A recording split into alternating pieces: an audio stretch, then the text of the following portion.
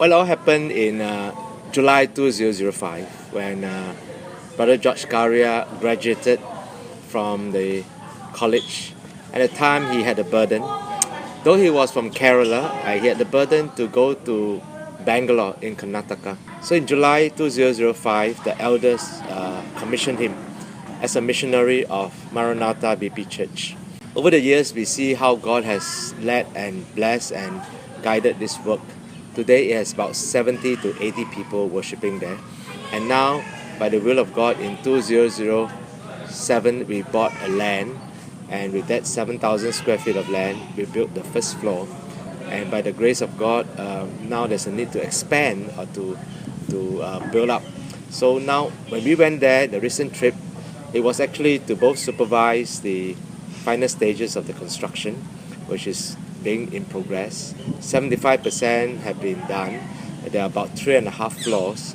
And when this is completed by October next year, it will be a place that can take up to more than 300 worshippers, as well as a whole floor for the Elaine childcare.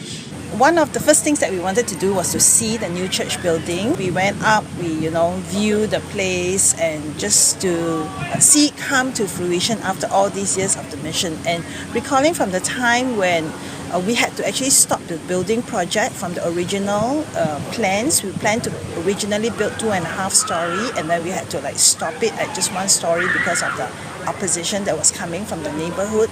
So this time around, just going and be able to see that it's now 3.5 story or so, it's just a testimony of God's goodness and God's grace.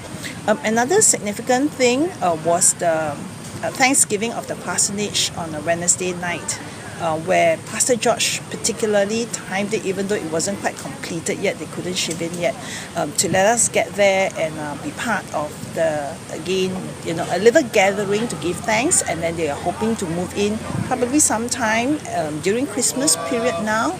So they did specifically say they wanted us to come and to be part of this Thanksgiving. So we are also very happy to be there then. And God willing, we have plans that when the new building is constructed fully, we are going to start a Reformed Bible College. And this college will train Indian pastors, missionaries, as well as preachers in India.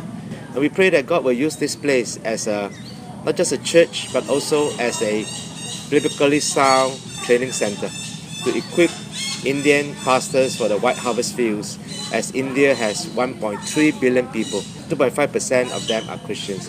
And we pray that the Lord will save some according to His will and use Maranatha as a small ministry here to be a supporting work as a mother church to build up Covenant Church, the college, and its ancillary ministries in the years ahead.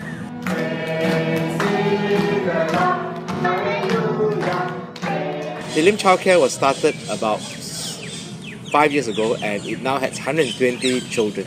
And this work has grown over the years to include even a work in New Covenant Bible-Presbyterian Church in Batu Village. We had 2 sessions with them on separate occasions, and the children have now grown from the kindergarten and the childcare from just starting 2030, and now it's like 120 that they are filled to the brim. We are 9 of us who went, thank God. Actually, 4 of them were there for the first time.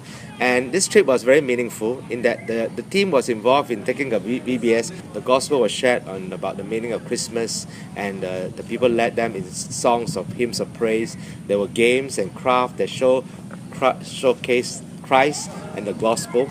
So we again thank God for this ministry where the name now is known, and that it is a Christian outreach and kindergarten, and that the community has accepted it, and even Hindus are sending their children to our Christian childcare and kindergarten.